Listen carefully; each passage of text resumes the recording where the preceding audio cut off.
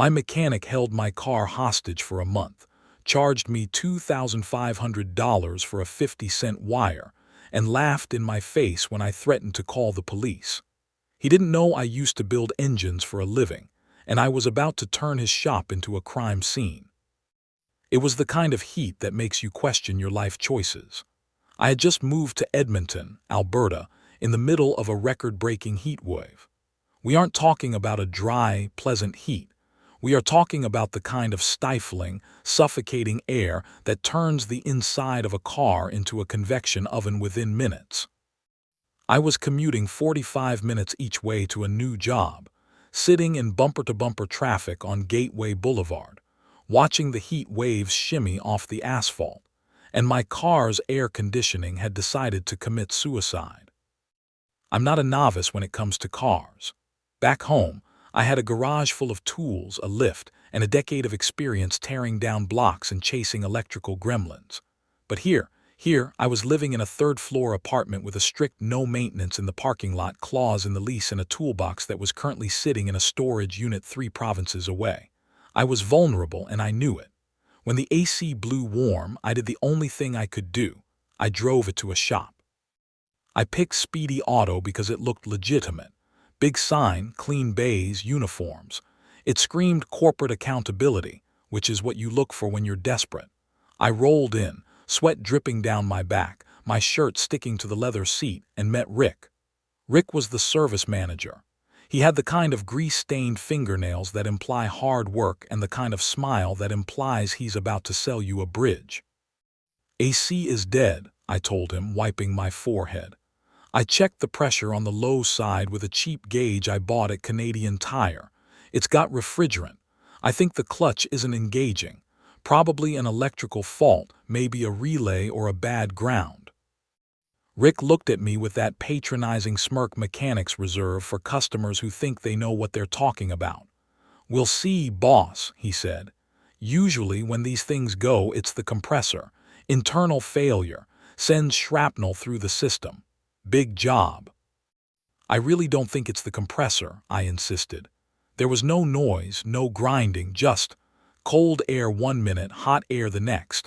That screams electrical. "We'll run a diagnostic," Rick said, spinning the monitor around. "Sign here. $180 inspection fee, waived if you do the work." I signed. I took an Uber to work. I sweated. I waited. 4 hours later, Rick called. "Bad news, boss. It's the compressor. Seized up tight. We gotta replace the compressor, the condenser, flush the lines, and recharge. You're looking at $1,300. My gut screamed liar. A seized compressor makes a sound like a bag of marbles in a blender. My car had been silent, but I was hot, I was tired, and I didn't have a garage. I folded. "Fine," I said. "Do it." I paid the $1,300. I picked up the car. The air was cold. I felt like an idiot for doubting them. Maybe I was wrong. Maybe I was just paranoid. I enjoyed the cool air for exactly 12 days. On day 13, I was driving to a client meeting. I went to turn the AC up and the air coming out of the vents wasn't cool. It was lukewarm. Then it was hot. Then it was the breath of Satan himself. I toggled the switch. Nothing. The compressor wasn't engaging. I drove straight back to Speedy Auto. Rick was there. He didn't look happy to see me. "It died again," I said, tossing the keys on the counter. "Same issue. No noise, just cut out. I told you it was electrical." "Parts fail, boss," Rick said, shrugging. "Warranty covers the part, but if it's something else, we gotta look." They kept the car for 2 days.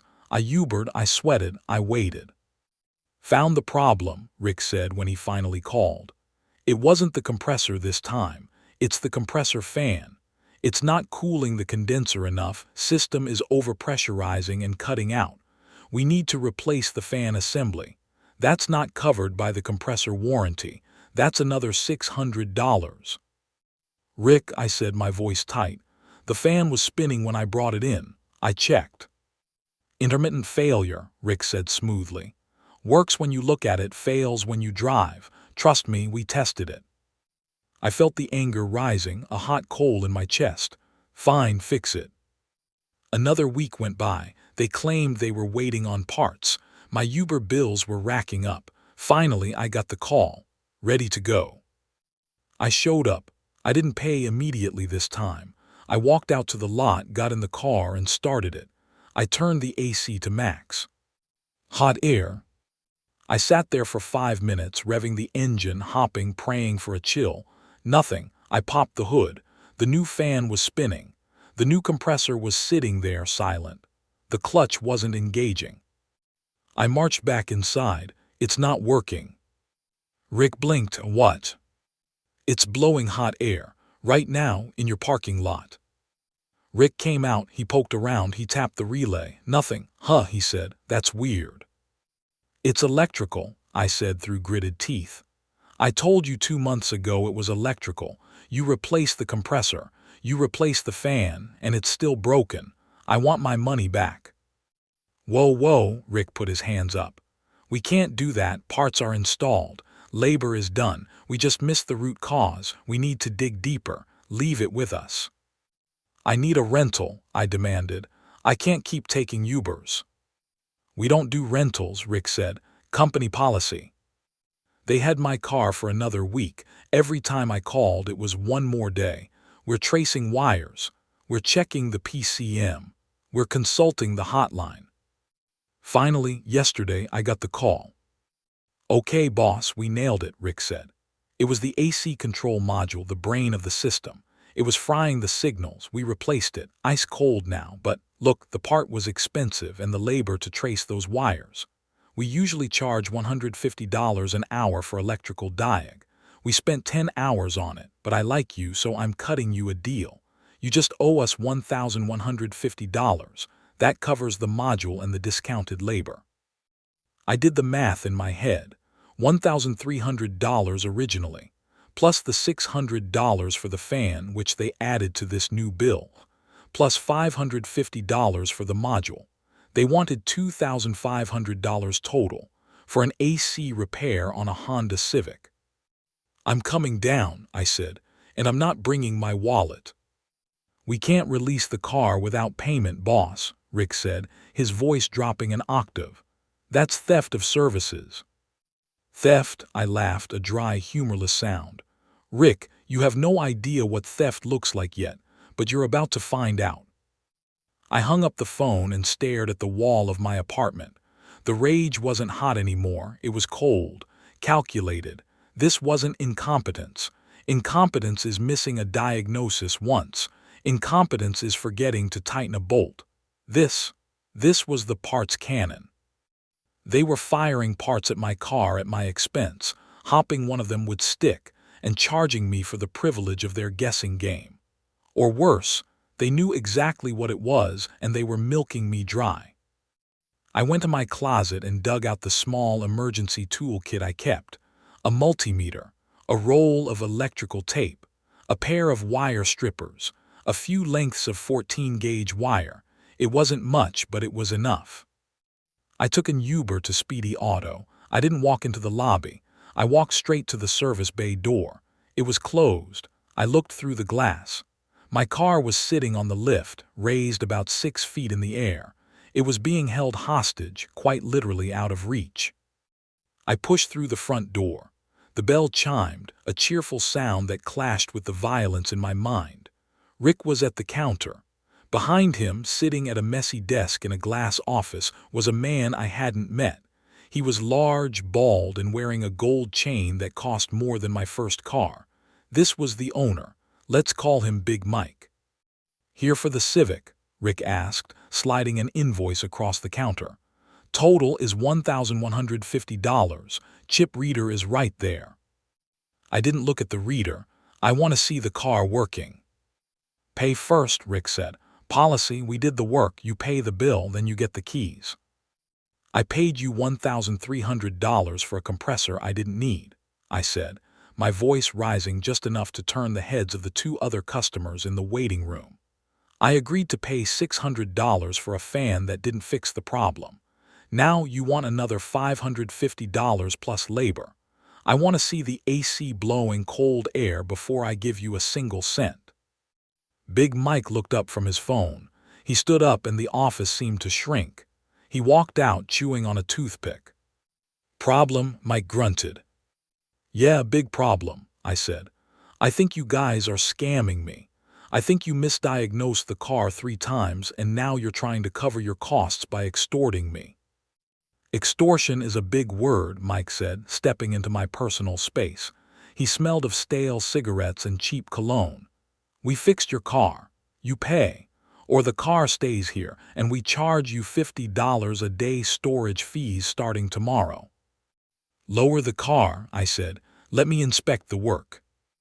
"Not until you pay," Mike said. He crossed his arms. His biceps were the size of my head. He was used to bullying people. He was used to people who didn't know a piston from a spark plug. I pulled out my phone. "Okay, then I'm calling the police." Mike laughed. "Go ahead, it's a civil dispute, mechanics lien. Cops won't do a damn thing. They'll tell you to pay or take us to small claims court. And by the time court happens, I'll have sold your car at auction to cover the bill." He was right partially. The police hate getting involved in business disputes, but he was forgetting one thing: fraud is a crime. I dialed 911. "I'd like to report a theft in progress," I said loudly, looking Mike in the eye, "and an active fraud scheme." Mike rolled his eyes and walked back to his office. Rick looked nervous. He started typing furiously on his computer. I waited outside. 10 minutes later, a cruiser pulled up. 2 officers stepped out. One looked bored, the other looked annoyed. "Who called?" the bored one asked. "I did," I said. "These men are holding my property hostage and attempting to coerce me into paying for services that were not rendered and parts that were not installed." "Sir," the officer sighed, "if you didn't pay your bill, they have a right to hold the vehicle. This is a civil matter." "It's not a civil matter if they are charging me for parts they didn't put in," I said. "That's fraud. That's theft by deception. And I can prove it. I just need you to ensure my safety while I inspect my own vehicle." This man, I pointed at Mike who had come back out, physically intimidated me when I asked to see the work. The officer looked at Mike. Mike put on a fake smile. "Officer, the guy is crazy. He owes us $1,100. We just want to get paid." "Officer," I said, "I am a certified mechanic. I have reason to believe the AC compressor they charged me $1,300 for was never actually replaced. If I can prove that, it's criminal fraud, right?" The officer paused. "If you can prove they charged you for a part they didn't install, yeah, that's fraud." "Great," I said. "Make them lower the car." The officer looked at Mike. "Lower the car. Let him look. If the part is there, he pays. If not, we have a different conversation." Mike hesitated. I saw a bead of sweat trickle down his temple. He knew I knew. "Fine," Mike spat. "Rick, lower the rack." We walked into the bay. The heat was intense, the smell of oil and rubber thick in the air. The lift whirred and my Civic descended. I popped the hood. The officer stood next to me. Rick and Mike stood back, arms crossed, defensive. I pointed my flashlight into the engine bay. "Okay," I said to the officer. "See that compressor down there?" I pointed to the AC compressor. It was shiny, clean. "Looks new to me," the officer said. "It does," I admitted. "But look at the bolts mounting it to the engine block." I leaned in. The bolts were covered in a layer of road grime and oil. There were no tool marks on the heads, no shiny metal where a socket would have gripped them. "If they replaced this compressor 3 weeks ago," I said, "those bolts would be clean. You can't take them off without disturbing that grime. And look here." I pointed to the hose fittings. "These are the original factory crimps. If they replaced the compressor, they would have had to disconnect these lines. These haven't been touched in 10 years. The officer leaned in closer. He touched the grime. It smeared on his finger. "And the compressor itself," I continued. "See this sticker?" I rubbed a spot of clean metal with my thumb. It wasn't new metal. It was spray paint. Silver spray paint. They had sprayed the old compressor to make it look new from the top. "Rick," I said, my voice deadly calm, "bring me a rag and some brake cleaner." Rick didn't move. I grabbed a shop rag from a nearby bench, sprayed it with a bottle of cleaner sitting on a cart, and scrubbed the new compressor. The silver paint wiped away, revealing the dull, oxidized aluminum of the original, 10-year-old part underneath. The officer straightened up. He turned to Mike. "Sir, do you want to explain why you painted an old part to look new?" Mike was pale now. It must be a remanufactured unit," he stammered. "They come painted sometimes." "Remanufactured units don't come with road grime on the mounting bolts," the officer said, his hand resting near his belt. "This is looking a lot like fraud." "But wait," I said, "there's more." I walked over to the fuse box. They claimed they spent 10 hours diagnosing an electrical fault and replaced the AC control module. That's a $550 part. Let's see it. I pointed to the module under the dash. It was covered in a thin layer of dust, untouched. "They didn't replace that either," I said. "But here is the kicker. I told them on day one what the problem was." I reached into the engine bay, tracing the wiring harness down past the compressor. I found what I was looking for. The main ground wire for the AC clutch. It was pinched between the frame and the radiator support. The insulation was rubbed through, and the copper was green with corrosion. It was barely holding on by a thread. "See this?" I asked the officer. "This is a ground wire. When the engine vibrates, this wire loses contact. That's why the AC cut in and out. It costs 50 cents to fix." I pulled my wire strippers from my pocket. "Whoa, sir," the officer said. "Just watch," I said. I snipped the corroded section. I stripped the ends. I twisted them together with a piece of spare wire I brought. I wrapped it in electrical tape. It took 45 seconds. "Rick," I said, "start the car." Rick looked at Mike. Mike looked at the floor. Rick got in and turned the key. Click. The AC clutch engaged instantly. The compressor spun up. I put my hand over the vents. Ice, cold air. I looked at the officer. They charged me $1,300 for a compressor they didn't install. They tried to charge me another $1,150 for a fan and a module they didn't touch, all for a broken wire. The officer turned to Mike. The boredom was gone from his face. "Sir, I'm going to need you to step outside. We need to have a conversation about fraud over $5,000. Mike started backpedaling.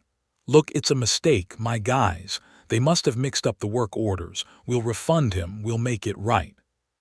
"You bet you will," I said. I walked over to the card terminal. "Refund the $1,300 right now." Mike didn't argue. His hands were shaking as he processed the refund. The receipt printed. "And the new bill?" I asked. "Waived," Mike whispered. "Just take the car." "Oh, I'm taking the car," I said, "but I'm also taking photos." I photographed the painted compressor. I photographed the old bolts. I photographed the untouched module. I photographed the wire I just fixed. "I'm filing a formal complaint with AMVIC, I told him. "And I'm giving these photos to the officer for his report. You aren't just losing a customer, Mike. You're going to lose your business license." I drove out of that bay, the AC blasting so cold it hurt my face.